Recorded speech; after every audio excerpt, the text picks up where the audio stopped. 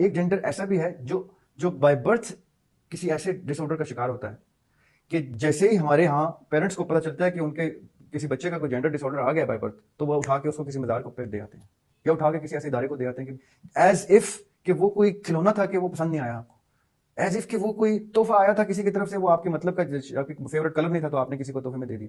آپ اس کو ڈس آن کر دیتے ہیں، اپنے بلڈ کو ڈس آن کر دیتے ہیں. پریکٹیکلی ہم پوری عمریں گزار کے مر رہے ہیں، مرتے جا رہے ہیں جنریشنز اینڈ جنریشنز، اور ہم اس ٹاپک کو اس اسٹگما کی وجہ سے ٹچ ہی نہیں کر رہے کہ یار خواجہ سرا ایک ٹرم ایگزسٹ کرتی ہے پاکستان میں اور ایک بہت کثیر پاپولیشن ہے ان کی. اور ہوا یہ ہے کہ ان کو بھی جب رائٹس نہیں ملے، انہوں نے بھی جب دیکھا when they gave up, they practically gave up کہ یہ مرد اور عورتیں دونوں ہمارے لیے کبھی کچھ نہیں کریں گے، تو وہ بیچارے ایسے پروفیشنز میں آ گئے، مانگنے پہ آ گئے، خیرات لینے پہ آ گئے، جبکہ ان کو اللہ تعالیٰ نے تمام ان نعمتوں سے نوازا ہے، تمام میں ریپیٹ کروں گا، تمام ان نعمتوں سے نوازا ہے جن نعمتوں کے استعمال میں لا کے وہ باقاعدہ سوسائٹی کو بلڈ کرنے میں رول پلے کر سکتے ہیں. وہ باقاعدہ وہ نوکریاں اور وہ کام کاروبار کر سکتے ہیں جہاں پہ مرد اور عورت پائے جاتے ہیں. لیکن ہم ان کو ایسے نظر انداز کرتے ہیں جیسے ہمارا حق ہے ان کو نظر انداز کرنا، جیسے ہماری ڈیوٹی ہے، ہمیں حکم آیا کہ ان کے اوپر سے گزر جاؤ، کیونکہ ہر دوسرے تیسرے دن ان کے ساتھ ہوتی ہوئی زیادتی منظر عام پہ آتی ہے اور ان کو جسٹس نہیں ملتا. ابھی تو انفلوئنشل لوگوں کو، یعنی اثر و رسوخ والے لوگوں کو جسٹس نہیں ملا. یہ تو چیپٹر آپ سمجھیں کہ ہمارے کاغذوں میں ایگزسٹ ہی نہیں کرتا، دا تھرڈ جینڈر اور دی ادر جینڈر. لیکن میں آپ کو کچھ باتیں پروڈکٹیو بتانا چاہتا ہوں. اگر ابھی بھی آپ اپنے اداروں میں اپنی ویکنسیز میں جینڈر مینشن کرنا چھوڑ دیں اینڈ ایکسپیکٹ کہ there could be a woman coming for an interview, there could be a khwaja sira coming for an interview, give them the chance. اس کو شکل، رنگ اور کسی جینڈر کے اوپر نہ ایویلویٹ کریں، بلکہ پردہ لگا دیں انٹرویور اور انٹرویوئی کے درمیان میں، اس کی وائس بھی کمپیوٹرائز کر دیں، تب انٹرویو لیں، تب آپ کریں گے جسٹس. پٹی باندھیں آنکھوں پہ، وہ جو عدل کی پٹی ہے کہ ہم نہیں دیکھتے کہ سامنے کون ہے.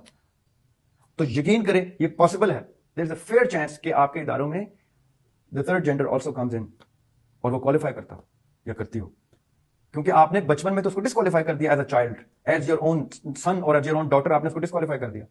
لیکن اس نے، اللہ تعالیٰ نے اس کو زندگی دی اور اس نے کوالیفائی کیا ایز اے ہیومن بینگ.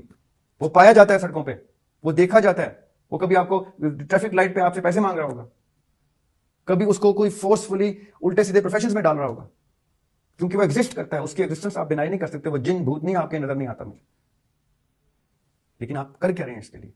آپ اپنے اداروں میں، اگر آپ کے یتیم خانے ہیں، اگر آپ کے کچھ ایسے چیریٹی بیسڈ آرگنائزیشنز ہیں جہاں سکولز ہیں، ان کو زبردستی لے کے ہیں، ان کو پڑھانا شروع کریں.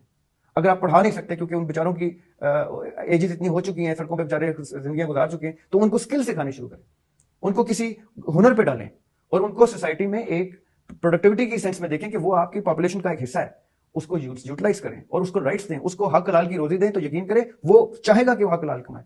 ڈسکشن جینڈر ایکوالٹی پہ ہے تو خواتین کے حقوق کوئی نہیں آپ نے خالی دماغ میں رکھنا. اگر آپ نے اپنے گھر میں پائے گئے بچوں میں لڑکی اور لڑکے کی تفریق ختم کر دی اور ان کو جسٹس کیا، تو سڑک پہ جاتے جیسے اب آپ دیکھیں آج کے بعد جب بھی آپ دیکھیں خواجہ سرا ہے تو اس ایسپیکٹ سے دیکھیں کہ اس کے گھر والوں نے اس کا جسٹس نہیں کیا تھا، اس کو نکال دیا تھا. آپ کیا کر سکتے ہیں اس کے لیے؟ ضروری نہیں ہے کہ آپ کو 100-500 روپے اس کو پکڑا دیں، اس سے اس کا کچھ بھی نہیں بنے گا.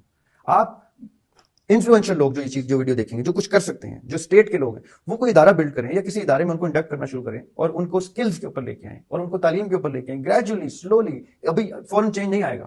گریجولی وہ اسکل سیکھنا شروع کریں گے، کرتے کرتے کرتے کرتے ایک وقت آئے گا کہ وہ کیمرے کے آگے اور کیمرے کے پیچھے بھی وہ پائے جائیں گے اپنی اسکل سیٹ کے ساتھ. ہم نے ان کو اسکلز دی نہیں، ورنہ وہ شاید میرے سے بہتر آپ کو یہ چیزیں ایڈریس کر کے دیں. اگر میں ابھی ان کے حقوق کے لیے ان میں سے کسی کو یہاں بٹھاؤں تو مجھ سے بہتر طریقے سے آپ کو بتائے گا کہ اس کے کون کون سے حقوق مسنگ آپ نہیں دیتے.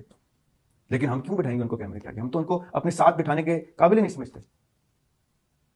یہ ہمارا فلا ہے، یہ ہماری کمی کوتاہی ہے، اس میں ان کا کوئی قصور نہیں ہے. وہ تو ایز اے ٹیسٹ ہمیں ٹکر رہے ہیں اللہ کی طرف سے، اور ہم اس ٹیسٹ میں فیل ہو رہے ہیں. یہ وہ اس کی ضمانت بن کے ہمیں نظر آتے ہیں، وہ ایک سائلنٹ تھپڑ بن کے ہمارے چہروں پہ لگتے ہیں.